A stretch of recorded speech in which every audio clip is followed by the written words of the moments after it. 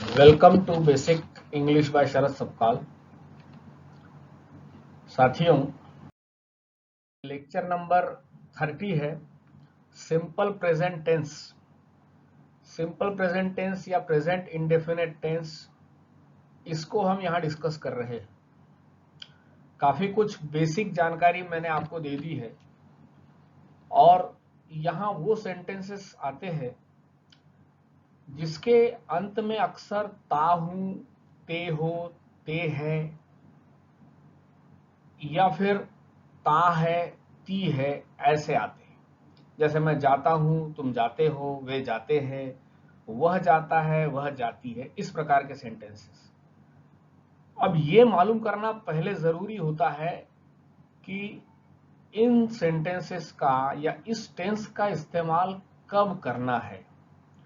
बहुत सी परिस्थितियां हैं जिसमें हम इस टेंस का इस्तेमाल करते हैं, तो किस हालत में, किस सूरत में इस टेंस का इस्तेमाल करना है, इसको समझना बहुत जरूरी है। और इसके बाद वाले लेक्चर में हम ये डिस्कस करेंगे कि इसके निगेटिव्स कैसे बनते हैं, इंट्रोगेटिव कैसे बनते हैं, एम्फेटिक कैसे बनते हैं, इंपरेटिव कैसे बनते हैं। ये तमाम सेंटेंसेस हम नेक्स्ट लेक्चर में डिस्कस करेंगे। तो सबसे पहले ये समझ लीजिए कि वर्ब जो होता है सेंटेंस के अंदर, यही उस सेंटेंस के अंदर मास्टर है। वर्ब की सवारी ही टेंसेस की सवारी है। अंग्रेजी जानना यानी वर्ब को समझना है। जो डिफरेंट टाइप्स ऑफ स्ट्रक्चर्स है अंग्रेजी में, वो और कुछ नहीं, वर्ब का अलग अलग किस्म से इस्तेमाल है और उसके अलावा तो बाकी सब वोकेबुलरी है। सारा आर्टिकुलेशन वर्ब्स का होता है। वर्ब वो चीज है जो हमको बताता है what is the time of action, किस समय पर एक्शन हो रही है। वर्ब ये भी बताता है कि जो एक्शन है उसका डिग्री ऑफ कंप्लीटनेस कितनी है। टाइम ऑफ एक्शन बताता है और ये बताता है कि डिग्री ऑफ कंप्लीटनेस क्या है। बहुत से टेंसेस में सब्जेक्ट सिंगुलर है या प्लूरल है, इसकी जानकारी भी हमें वर्ब से मिल जाती है। सब्जेक्ट किसी भी सेंटेंस में वो होता है जिसके बारे में बात हो रही है, और वो लाइफलेस भी चीजें हो सकती है और जानदार चीज भी हो सकती है। जैसे कि कोई इंसान लाइफलेस हो सकती है, जैसे कि बेल रिंग्स, घंटी बजती है। क्लास बिगैन, कक्षा शुरू हुई। अब ये क्लास और bell both are inanimate objects जिसमें जान नहीं है। नॉर्मल स्ट्रक्चर को हमेशा याद रखना है। जो पॉजिटिव स्ट्रक्चर होता है, सब्जेक्ट, वर्ब, उसके बाद में कोई नाउन या एडजेक्टिव आता है और आखिर में एडवर्ब आता है। आता ही है ऐसा जरूरी नहीं, लेकिन जैसे मैंने बताया यहाँ आखिरी में एडवर्ब आता है। कुछ एडवर्ब्स ऐसे होते हैं जो बीच में भी आते हैं। ये जनरली कुछ समय से रिलेटेड एडवर्ब्स है और फ्रीक्वेंसी ऑफ जो एक्शन है उसको दिखाने वाले कि कोई एक्शन कितने बार हो रही है, कैसी हो रही है, बार बार हो रही है, नहीं हो रही है, ये बताने वाला। तो ये अक्सर बीच में आते हैं। अगर दो तीन वर्ब है तो जो पहला वाला वर्ब है, पहला वाला वर्ब ऑक्सिलरी वर्ब कहलाता है, उसके बाद आते हैं। जैसे he has always been kind, he has been kind, वो दयालु रहा है।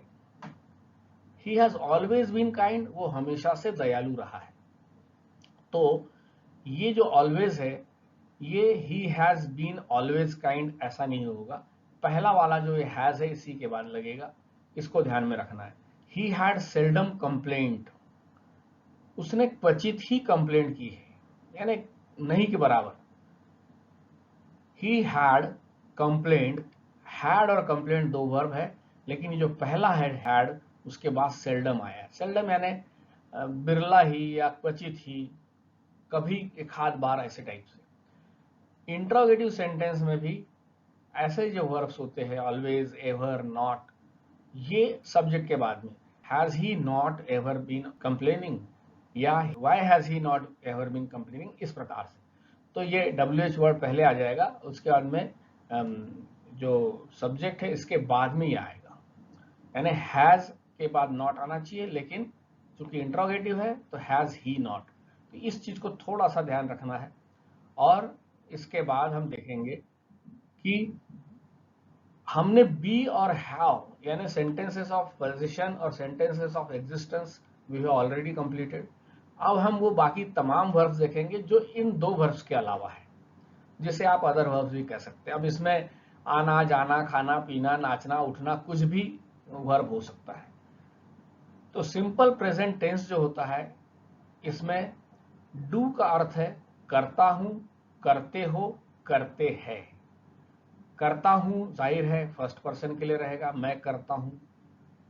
तुम करते हो यू डू, मैं करता हूं आई डू।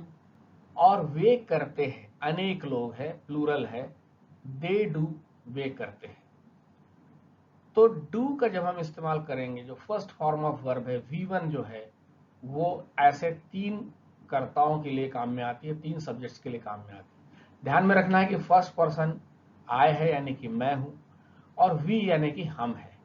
हम तब बोलते हैं जब हमारे साथ कुछ लोग हैं और हम उन सभी को एक एंटिटी मान करके बोल रहे हैं। सेकंड पर्सन हमेशा यू है, चाहे वो सिंगुलर हो चाहे प्लूरल हो। इसके अलावा दुनिया में जितनी भी चीजें हैं यानी आई यू और वी के अलावा जितनी चीजें they are called third person. और इस थर्ड पर्सन में अगर हम एक के बारे में बात कर रहे हैं, एक वस्तु के बारे में बात कर रहे हैं, एक व्यक्ति के बारे में बात कर रहे हैं, एक किसी झुंड के बारे में बात कर रहे हैं, then it is called TPSN यानी कि थर्ड पर्सन सिंगुलर नंबर। अगर third person singular number subject है जैसे कि ही सब्जेक्ट है, शी है, इट है, राम है, फैन है, सीता है, टीम है, गर्ल है, ऐसा कोई भी जब हम सिंगल की बात करते हैं आई यू और वी को छोड़कर, तो उसके साथ जो वर्ब है वो V4 लगता है। और हमें पता है V4 यानी वर्ब जो V1 है उसके साथ S लगा दो या कभी कभी ES लगा दो। जैसे कम्स यानी आता है, गोज यानी जाता है या जाती है, डज यानी करता है या करती है। शी डज होमवर्क, वह होमवर्क करती है। ही डज होमवर्क यानी वह होमवर्क करता है। तो बाकी सारे सब्जेक्ट्स के लिए V1 ही इस्तेमाल होता है। यानी प्लूरल अगर है थर्ड पर्सन प्लूरल नंबर है जैसे कि बॉयज है, दे है, टीम्स है, टेबल्स है, ये तमाम जो थर्ड पर्सन प्लूरल नंबर है दे टेक ओनली V1। अब हमारे को V1 से V4 बनाने के कुछ नियम याद रखने के हैं। मैक्सिमम जो V1 है उसके साथ S लगा दो तो V4 बन जाता है। जैसे कि गिव S लगा दो, गिव्स, सीज S लगा दो, देखता है देखती है, गिव्स देता है देती है। अगर ये जो V1 है वो S, CH, SH ऐसे हिसिंग साउंड में खत्म हो रहा है या O आ रहा है आखिर में, तो इसमें S लगाने से काम नहीं चलता, उसमें ES लगाना पड़ता है। जैसे कि गो, इसमें O आया है तो गोज, डू में O आया है तो डज, कैच में CH आया है तो CHES, CATCHES, कैचेस, कैच यानी पकड़ो, कैचेस यानी पकड़ता है या पकड़ती है। पुश, पुशेस, यहां भी SH आया है तो ES लग गया। अगर यही V1 Y से समाप्त हो रहा है, in place of Y we put IES, जैसे कि ट्राई है, ट्राइज। लेकिन याद रखना है कि इस Y के पहले कोई ना कोई कॉन्सोनेंट आना चाहिए, लेकिन अगर इसके पहले कोई वॉवेल आया है तो सिर्फ S लगेगा, ये ध्यान में रखना है। तो V1 में अगर V1 का अंत Y से हो रहा है और उसके पहले कोई अगर वॉवेल आ रहा है तो हम S लगाएंगे, वॉवेल नहीं आ रहा है तो Y को हटा के IES लगा देंगे। इसका इस्तेमाल कहाँ होता है इस टेंस का, इसको समझ लीजिए। कोई भी एक्शन या कोई फैक्ट, कोई सच्चाई, कोई at the moment of speaking है, इन जनरल में हो रही है, या लिसनर का अटेंशन हम किसी चीज के तरफ या किसी घटना के तरफ, किसी व्यक्ति की तरफ आकर्षित कर रहे हैं जो हमारे आसपास हो रही है, एकदम पास में हो रही है या थोड़ी दूर हो रही है, तो कोई भी फैक्ट है या कोई प्रेजेंट मोमेंट की बात है तो हम इस टेंस का इस्तेमाल करते हैं। जैसे आई अंडरस्टैंड योर प्रॉब्लम, मैं तुम्हारी प्रॉब्लम समझता हूं। ये अभी तत्काल की बात हो रही है, हम अभी बात कर रहे हैं, हम आपकी बात अभी समझते हैं। बैट्समैन ड्राइव्स द बॉल, यानी देखो बैट्समैन ड्राइव करता है बॉल। मिल्क कॉस्ट ₹4 अ लीटर, दूध 4 रुपए लीटर बिकता है या 4 रुपए लीटर उसका दाम है, ऐसा बोलने के लिए ये भी एक ट्रूथ है, फैक्ट है in general at the moment. जिस समय पे हम ये बातचीत कर रहे हैं तब शायद दूध का भाव 4 रुपए है। ही कैरीज द बॉल, वह बॉल कैरी करता है। Look how the sun rises, ये भी प्रेजेंट मोमेंट के बारे में बोल रहे हैं कि देखो सूर्य कैसे उग रहा है या कैसे उगता है। Ram agrees with you, Ram तुमसे सहमत है, राम आपसे सहमत है। तो ये भी एक उसी समय की फैक्ट बता रहा है। आई होप, मैं आशा करता हूं। हियर इज योर कोट, ये रचना ऐसी है कि हियर इज द चेंज, ये रहे छुट्टे। हियर इज योर टिकट, ये रही आपकी ticket. Here is your coat, यानी ये रहा आपका कोट। ऐसा जब हम बोलते हैं ये रहा या ये है इस प्रकार से, तो हियर इज इसका इस्तेमाल होता है अंग्रेजी में। देयर गोज द पोस्टमैन, यानी देखो वो पोस्टमैन जा रहा है, या लो वो पोस्टमैन या डाकिया जा रहा है। देयर गोज द पोस्टमैन, इस प्रकार से। कुछ हैबिचुअल एक्शंस है जो हमेशा रेगुलरली होती है, आदतन क्रिया है। जैसे I get up very early, मैं जल्दी उठता हूं, ये मेरी एक आदत बता रहा है। He takes coffee 4 times a day, वो 4 बार कॉफी लेता है दिन में। She does her homework in the morning, वो सुबह अपना होमवर्क करती है। My watch keeps good time, मेरी घड़ी ठीक समय बताती है। I go for walk every morning, मैं हर सुबह टहलने जाता हूँ। शॉप्स ओपन एट 10, दुकानें 10 बजे खुलती है। ये एक रेगुलर क्रिया है, ये सारे इसमें आप देख सकते हो। ऐसी सूरत में भी हम इस टेंस का इस्तेमाल करते हैं। इसके बाद में कोई जनरल फैक्ट या जनरल ट्रूथ है जो त्रिकाल सत्य जिसको हम कहते हैं कि जो हमेशा होता है। जैसे मैन इज मॉर्टल, यानी आदमी का जीवन या आदमी नश्वर है, मनुष्य नश्वर है, एक ना एक दिन सबको जाना है। Sun rises in the east, सूर्य पूर्व में उगता है, ये एक यूनिवर्सल ट्रुथ है। रोजेस स्मेल स्वीट, यानी गुलाबों की खुशबू मीठी होती है। माई स्कूल फेसेस नॉर्थ, मेरे स्कूल का मुंह नॉर्थ की तरफ है। माई स्कूल फेसेस, देखिए ये faces again third person singular number ES लगा। This road leads to Delhi, यानी यह रोड दिल्ली को जाती है। दिस शॉप ओपन्स एट 10, यानी यूजुअली ऑलवेज ये शॉप 10 बजे खुलती है, इस प्रकार से। कोई प्लान्ड एक्शन है थोड़ी नियर फ्यूचर के बारे में, और उसमें टाइम हमको मेंशन करना पड़ता है, और ये शेड्यूल्ड इवेंट है, टाइम टेबल के अनुसार हो रहे हैं, या प्लान किया हुआ है, योजनाबद्ध कोई काम है और बहुत नियर फ्यूचर में होने वाला है, जिसका समय पक्का है। तो इस प्रकार की फ्यूचर एक्शन को भी बताने के लिए हम इसका इस्तेमाल करते हैं, इस टेंस का।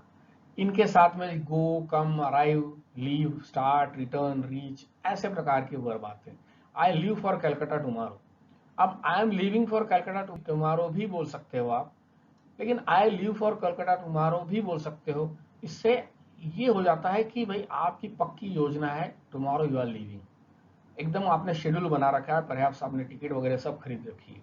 माई sisters arrives on 5 August from Bombay, यानी मेरी बहन 5 तारीख को मुंबई से आ रही है।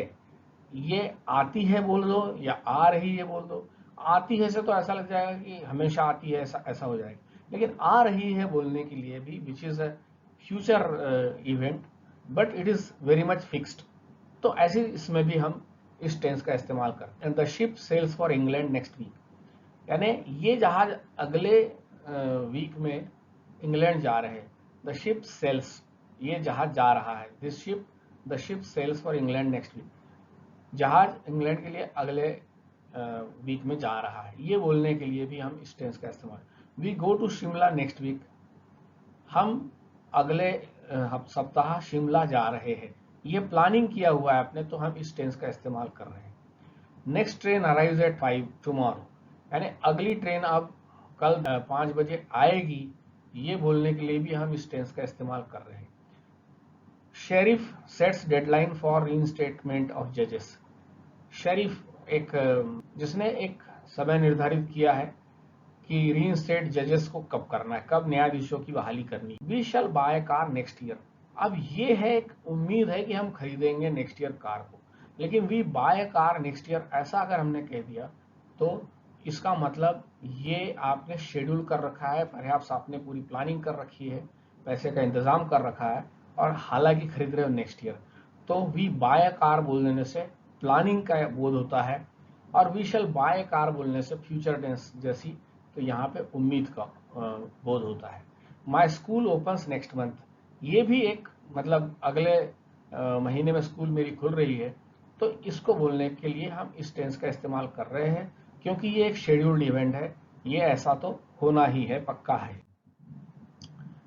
इसके बाद में कई बार कुछ कोटेशंस हम रेफर करते हैं या कोई इंफॉर्मेशन का सोर्स उद्धृत करते हैं, तो उस समय पर भी इस टेंस का इस्तेमाल होता है। जैसे Gandhi says in his autobiography that honesty is the best virtue, यानी गांधी जी ने ऑटोबायोग्राफी में कहा, ऐसा बोलने की जरूरत नहीं है, पास्ट टेंस में जाने की जरूरत नहीं है, उससे वो चीज थोड़ी बासी हो जाएगी।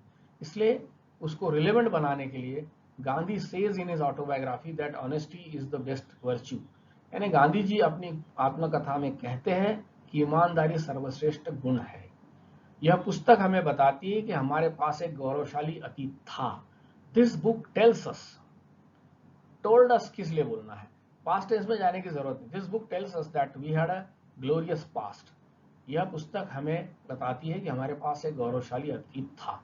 तो इस प्रकार से किसी सोर्स को जब हम रेफर करते हैं, हिस्टोरिकल कोई प्रेजेंटेशन होता है या किसी घटना को नैरेट करना है, और ये जैसे प्रतीत कराना है सुनने वाले को कि वो उसके आंखों के सामने हो रही है, तो उसको एक जीवंतता देने के लिए, उसको बिल्कुल आंखों के सामने ड्रामेटाइज करने के लिए हम इस टेंस का इस्तेमाल करते हैं। जैसे कि मान लो कहना है कि अर्जुन युद्ध के मैदान में अपने दोस्तों और रिश्तेदारों को देखता है और कांपने लगता है, तो ये तो पास्ट टेंस का है, इतिहास की बात है। तो अर्जुन ने देखा और कांपने लगा, ये बोलने से वो चीज बहुत प्रभावशाली नहीं रहती। उसको थोड़ा ड्रामेटाइज करने के लिए उसको ऐसा ही बोलना पड़ता है कि अर्जुन युद्ध के मैदान में दोस्तों और रिश्तेदारों को देखता है और कांपने लगता है, तो वो सुनने वालों के सामने वो दृश्य पूरा खड़ा हो जाता है। और ऐसे सेंटेंसेस को हम हिंदी हो चाहे अंग्रेजी हो प्रेजेंट टेंस में ही कहते हैं, प्रेजेंट इंडेफिनिट टेंस में ही कहते हैं।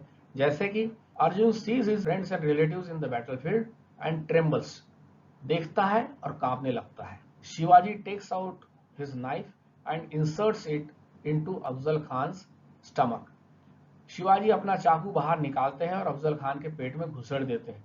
तो ये एक ऐतिहासिक घटना है। स्टोरी टेलिंग के लिए भी हम इसका इस्तेमाल करते हैं। कई बार कि एक राजा था, ऐसा भी बोल सकते हो कि, या ये भी बोल सकते हो कि एक राजा रहता है, उसकी 4 रानियां रहती है, ऐसा भी बोल सकते हो कहानी कहने के लिए। For example, a man goes to market, on the way he finds a gold coin, एक आदमी बाजार जाता है और रास्ते में उसे सोने का सिक्का मिलता है। ही बिकम्स ग्लैड या ही बिकम्स हैप्पी, वो खुश हो जाता है। तो ये एक कहानी बताने के लिए भी आप इसका प्रेजेंट टेंस में नरेशन कर सकते हो। इंपरेटिव यानी कि आज्ञार्थी जितने भी वाक्य होते हैं वो सारे प्रेजेंट टेंस में ही होते हैं और यू को संबोधित किए जाते हैं। जैसे कि हम कहते हैं open the door means the person standing before you is being addressed, जो आपके सामने खड़ा है उसको आप कह रहे हो कि भैया दरवाजा खोलो। या ऑलवेज स्पीक ट्रूथ, ये आप हमेशा सामने वाले के लिए बोल रहे हो कि आप हमेशा सच बोलें। तो ये जो इंपेरेटिव सेंटेंसेस होते हैं they are always in present tense. Newspaper की हेडिंग्स अगर आप देखी होगी आप लोगों ने, तो वो कभी भी पास्ट टेंस जैसे इंडिया वन द मैच ऐसा नहीं बोलते हैं। हालांकि एक दिन पहले इंडिया ने वो मैच जीता होता है, फिर भी बोलते हैं इंडिया विंस फाइनल या इंडिया विंस और पाकिस्तान, इस प्रकार से बोलते हैं कि भाई उसको एक न्यूज़पेपर को रद्दी नहीं बनाना, हमको न्यूज़पेपर को न्यूज़ की ताजगी उसके अंदर होना चाहिए, इसलिए उसको रिलेवेंट दिखाने के लिए वो हमेशा प्रेजेंट टेंस का इस्तेमाल होता है। आर फोर्सेस रीच कारगिल, हमारी सेना कारगिल तक पहुंची, ये भले ही कल की बात हो, लेकिन हम न्यूज़पेपर में यही देखेंगे हेडलाइंस कि our forces reach Kargil. For example, prime minister calls on the president, यानी प्राइम मिनिस्टर प्रेसिडेंट से मिले, तो कॉल ऑन नहीं होगा, कॉल्स ऑन होगा, क्योंकि हमको प्रेजेंट टेंस में इसका इस्तेमाल करना चाहिए। उसके बाद में कुछ कंजंक्शंस ऐसे हैं, इसको थोड़ा ध्यान से रखना है आपको। कुछ कंजंक्शंस ऐसे हैं कि उसके बाद में जो कंडीशनल क्लॉज आता है वो हमेशा प्रेजेंट टेंस में होता है, जैसे कि when, until, if, after, unless, while, by the time, before, as soon as, यानी जब, until जब तक, if अगर, after यानी के बाद, unless यानी जब तक टाइप से हो सकता है, ऐसा हुआ नहीं तब तक, इस प्रकार से unless you come on time I will not grant you leave, इस प्रकार से बातें कर सकते हैं। while यानी जब या जिस दौरान, by the time यानी जब तक, before यानी से पहले, और as soon as यानी जैसे ही। ये कुछ कंजंक्शंस है, ये कंडीशनल सबऑर्डिनेट क्लॉज जो होता है उसके अंदर ये लगते हैं, और इससे शुरू होने वाले जो सेंटेंसेस होते हैं वो हमेशा प्रेजेंट टेंस में ही होते हैं। फॉर एग्जाम्पल अब आप देखिए, यदि आप तेजी से दौड़ते हैं तो आप दौड़ जीत जाएंगे, या यदि आप तेजी से दौड़ते हैं आप दौड़ जीत जाएंगे। अब देखो, आप दौड़ जीत जाएंगे ये फ्यूचर की बात है, और यदि आप तेज से दौड़ने वाले हैं, दौड़ेंगे, ये भी फ्यूचर की बात है।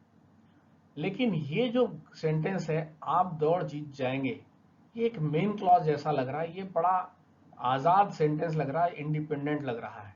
लेकिन यदि आप तेजी से दौड़ते हैं ये, या यदि आप तेजी से दौड़ेंगे, तो ये सेंटेंस डिपेंडेंट लग रहा है, क्योंकि ये यदि से शुरुआत हो रहा है। ऐसा जो कंजंक्शन से शुरुआत होता है, इफ, ये सेंटेंस डिपेंडेंट क्लॉज कहलाता है, और ये है हालांकि फ्यूचर की बात। यदि आप तेजी से दौड़ेंगे तो आप जीत जाएंगे, ऐसा भी आप बोल सकते हो, है तो फ्यूचरिटी की बात, लेकिन इसको हमेशा प्रेजेंट टेंस में रखा जाता है। तो ये बोलेंगे हम, if you run fast, if you will run fast you will win the race, ऐसा नहीं बोलना है। जो भी ये इफ का क्लॉज है इसको प्रेजेंट टेंस में ही रखना है। हालांकि ये मेन क्लॉज स्थिति बताएगा कि कब की ये बात होने वाली। You will win the race, तुम जीतोगे भाई, अगर तुम तेज दौड़ते हो तो, दौड़ोगे तो, फिर भी दौड़ोगे के लिए भी हम यू विल रन फास्ट नहीं बोलेंगे, इफ यू रन फास्ट बोलेंगे। और ये है सबऑर्डिनेट क्लॉज। और ध्यान में रखना, सेंटेंस अगर सबऑर्डिनेट क्लॉज से शुरू हो रहा है तो यहाँ पे कॉमा लगाना जरूरी है। अगर सेंटेंस इसी से शुरू हो रहा है, you will win the race if you run fast, तो यहाँ बीच में कॉमा देने की जरूरत नहीं, तब भी ये सेंटेंस सबऑर्डिनेट क्लॉज ही रहेगा और इफ से ही शुरू होगा, लेकिन कॉमा की जरूरत नहीं। अगर ये शुरू में आया इफ क्लॉज तो कॉमा देना है, ये ध्यान में रखना है। तो आप ये भी कह सकते हो, you will win the race if you run fast, या if you run fast comma you will run the race, and they are speaking about future, ये भी चीज ध्यान में रखना। और वो फ्यूचरिटी हमको इस विल से मालूम पड़ रही है जो कि मेन क्लॉज में इस्तेमाल हो रही है। When you reach there send me a letter. अब ये सेंड मी अ लेटर, ये फ्यूचर की बात है, जब आप वहां पहुंचोगे, when you reach there. When you will reach there नहीं बोलना है, क्योंकि व्हेन से शुरू हो रहा है कंडीशनल क्लॉज। जब आप वहां पहुंचेंगे ऐसा बोलने के लिए व्हेन यू रीच देयर बोलना है, when you will reach there नहीं बोलेंगे, और ये सबऑर्डिनेट क्लॉज है again. If it rains we shall get wet, हम भीग जाएंगे अगर बारिश होती है। इफ इट विल रेन ऐसा नहीं बोलना है, if it rains we shall get wet. Shut all the windows before you go out. Again this before, ये conditional clause है, यहाँ देखिए कॉमा वगैरह कुछ नहीं लगा है। Shut all the windows, बंद कर देना भाई, आगे की बात है ये। Shut all the windows before you go out। अब ये जो सेंटेंस है ये इंपेरेटिव सेंटेंस है, लेकिन ये फ्यूचरिटी की बात बता रहा है। प्रेजेंट में ही इंपेरेटिव सेंटेंस होते हैं, लेकिन ये सेंटेंस बता रहा है फ्यूचर की बात, क्योंकि जब आप जाओगे तब आप बंद कर देना। I won't tell him until he ask, until यानी जब तक, अनलेस भी बोल सकते हो, अनलेस ही आस्क, जब तक वो नहीं पूछेगा मैं नहीं बताऊंगा। आई वोंट टेल, अब ये I won't tell main clause है, विल नॉट टेल का वोंट टेल हो गया। अंटिल ही आस्क मतलब जब तक वो नहीं पूछता है। Until he ask I won't tell him, यहां देखिए आस्क के बाद कॉमा लगा हुआ है, क्योंकि ये अंटिल से शुरू हुआ है, सबऑर्डिनेट क्लॉज से शुरू हुआ है। We will leave as soon as he comes, हम निकल जाएंगे, हम चले जाएंगे as soon as he comes, again ये we will live as soon as he comes, ये एज सुन एज ये डिपेंडेंट क्लॉज है। If I sell this car I will buy a new car, ये दोनों चीजें फ्यूचर की बताया जा रहा है, लेकिन ये इफ से शुरू होने वाला जो क्लॉज है ये आप देखिए कि प्रेजेंट इंडेफिनिट टेंस में है। Can I have some milk before I go to bed, बिस्तर पे जाने से पहले क्या मुझे दूध मिल सकता है, ये प्रकार के सेंटेंसेस। यहां पर देन का इस्तेमाल नहीं करना है, सिर्फ कॉमा काफी है। हमको कई बार ये लगता है कि when you reach there then send me a letter, ऐसा होना चाहिए, जब आप वहां जाएंगे तो मुझे लेटर भेजना, when you reach there then send me a letter, ऐसा होना चाहिए। If it rains then we shall get wet, then होना चाहिए यहाँ पे, ऐसा लगता है। ध्यान में रखना है कि ये कॉमा बहुत है, अपने आप में पर्याप्त है, देन की जरूरत नहीं है, देन लगाने से वो सेंटेंस गलत हो जाएगा। कई बार कुछ सेंटेंसेस ऐसे होते हैं जिसमें किसी का ध्यान आकर्षित करना होता है और कुछ एक्साइटमेंट या अर्जेंसी दिखानी होती है। जैसे देखिए, सी हाउ इट रेन्स, और यहाँ मार्क ऑफ एक्सक्लेमेशन दिखा दिया, प्रेजेंट टेंस की बात है, देखो कैसी बारिश हो रही है, थोड़ा एक्सक्लेम कर रहे हैं। How fiercely the wind blows, कैसी भयंकर हवा चल रही है। हियर कम्स द बस, अब ये हियर कम्स द बस, अब हियर के माने यहां बस आ गई ऐसा कुछ नहीं है, लो बस आ गई, मतलब सबका ध्यान खींचने के लिए हियर कम्स द बस एंड लो भाई बस आ गई, ऐसा हम बोलते हैं हिंदी में भी, देखो बस आ गई या लो बस आ गई, तो here comes the bus. There goes the bell, यानी घंटी बज गई, वो घंटी बज गई, या देखो घंटी बज गई, इस प्रकार जब हम बोलते हैं, ध्यान आकर्षित करते हैं, तो there goes the bell. Here comes the bride, लो दुल्हन आ गई, हियर कम्स द ब्राइड। ये तीनों वाक्य हमने लोगों का ध्यान खींचने के लिए, कुछ एक्साइटमेंट या अर्जेंसी दिखाने के लिए इस्तेमाल किए। कुछ स्टैटिव वर्ब्स होते हैं, स्टैटिव वर्ब वो वर्ब होते हैं जिसमें एक्शन फिजिकल नहीं होता है, मेंटल परसेप्शन होता है, इमोशन होता है, अपीयरेंस होता है, थिंकिंग होता है, पोजेशन होता है। ये सारी मानसिक भावनाएं हैं, जो वर्ब तो जरूर है लेकिन इसमें फिजिकल कोई एक्शन नहीं है। फॉर एग्जाम्पल, ये वर्ब है अपीयर, कोई लगता है, भाई दिखता है, प्रतीत होता है, इसमें कोई काम नहीं कर रहा है। कंसिस्ट या कंसिस्ट ऑफ समथिंग, किसी के अंदर कोई चीज है। डिजर्व करना, ये सारे ग्रामर का पोर्शन है, लेकिन ये याद रहना जरूरी है, मालूम रहना जरूरी है हमको। जैसे लव है, वो है, पजेस है, प्रीफर है, रिकॉल है, रिक्वायर है, रिजेंबल है। ये कोई भी वर्ब ऐसा नहीं है, कम, गो, सिंग, डांस, स्लीप वाला, जिसमें हम फिजिकल वर्क कर रहे हैं या फिजिकल हमको कोई चीज का एहसास हो रहा है। ध्यान में रखना है कि ये जब वर्ब्स होते हैं तो जनरली ये सारे सेंटेंसेस जिसमें हमको कंटिन्यूस टेंस लगाने की इच्छा हो सकती है, वह प्रेजेंट इंडेफिनिट टेंस में ही इस्तेमाल होते हैं। हिंदी में जरूर हम उसको कंटिन्यूस टेंस में बात करते हैं, अंग्रेजी में हम प्रेजेंट इंडेफिनिट टेंस में या सिंपल प्रेजेंट टेंस में ही इस्तेमाल करते हैं। जैसे हियर यानी सुनना, तो ये ध्यान में रखना कि ये सेंटेंसेस जैसे I am liking it very much, ऐसा नहीं बोलेंगे, मैं इसे बहुत पसंद कर रहा हूं, शायद हो सकता है हम हिंदी में बोल भी देते होंगे, लेकिन अंग्रेजी में ये सेंटेंस ग्रामेटिकली करेक्ट नहीं है। हम ऐसा करते हैं, I am wanting it desperately बोल सकते हैं, बोलते भी है हम, लेकिन वांट भी, ये भी शब्द जो है ये एक मेंटल एक्शन है, किसी चीज को चाहना, तो ये इमोशनल एक्शन है, इसमें कोई फिजिकल एक्शन नहीं है, तो इसको कंटिन्यूस टेंस में देना उचित नहीं है। ये सारे स्टैटिव वर्ब कहलाते हैं, स्टेट बताने वाले, हालात बताने वाले, मानसिक परिस्थिति बताने वाले। तो इसको सीधा बोलना है, I like it very much. अपने बेटे से प्यार कर रही है, she is loving his child, इस ढंग से नहीं बोलेंगे, शी लव्स हर चाइल्ड, इस ढंग से बात करेंगे। दिस ड्रेस लुक्स गुड, ऐसा नहीं बोल सकते कि this dress is looking good, ये ड्रेस बहुत अच्छी दिख रही है, ऐसा हम हिंदी में बोल देते हैं, लेकिन अंग्रेजी में उचित है कि दिस ड्रेस लुक्स गुड बोले। He knows this, he is knowing this नहीं होगा। आई एम होपिंग या I am agreeing with you, ऐसा नहीं होगा, इनको कंटिन्यूस टेंस में नहीं डालेंगे, इसको सिंपल टेंस में डालेंगे और प्रेजेंट इंडेफिनिट टेंस में डालेंगे। वह आपकी सलाह चाहता है। He is wanting your advice नहीं होगा, ही वांट्स योर एडवाइस ही होगा, हमेशा ध्यान में रखना, क्योंकि this again is a verb of perception और स्टैटिव वर्ब।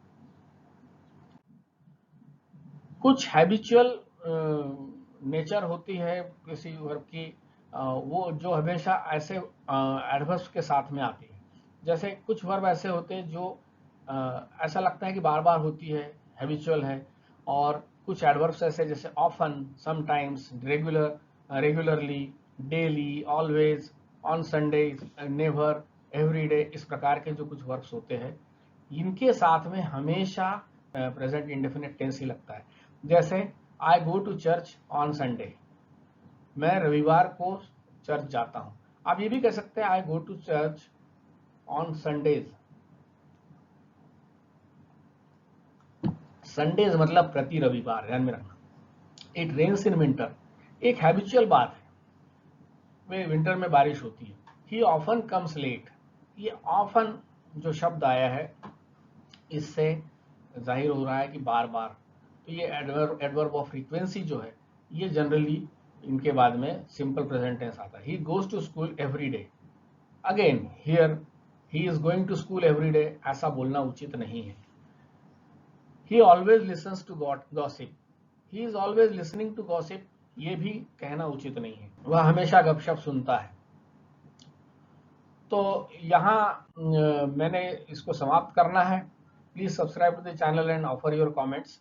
इसके नेक्स्ट लेक्चर जो रहेगा उसके अंदर हम इसकी सारी स्ट्रक्चर्स देखेंगे, जो इंट्रोगेटिव कैसे होते हैं, नेगेटिव कैसे होते हैं और इंपरेटिव कैसे होते हैं सारे। तो with this, thank you very much for watching, thank you.